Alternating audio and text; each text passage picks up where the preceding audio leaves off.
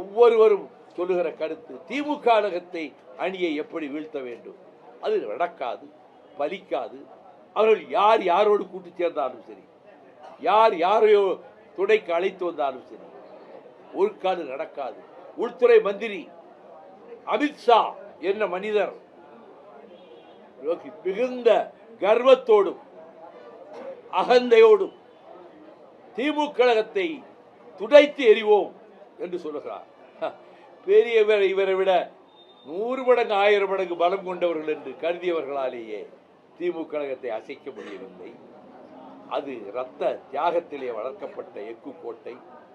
அதை உள்துறை மந்திரி நாக்கை அடக்கி பேச வேண்டும். அமித்ஷா, மைண்ட் யுவர் டங், நாக்கை அடக்கி பேச வேண்டும். துடைத்தெறிவோம் என்று சொல்வதற்கு எத்தனை ஆண்டு, 75 ஆண்டுகள் கடந்து விட்டது திராவிட இயக்கத்துக்கு.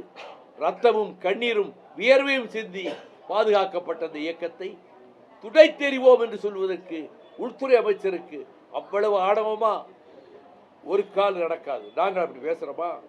துடைத்தெறிவோம், உடைத்தெறிவோம், அடியோடு அகற்றுவோம் என்று சொல்றோமா? கிடையாது. அப்படி சொல்ல மாட்டோம்.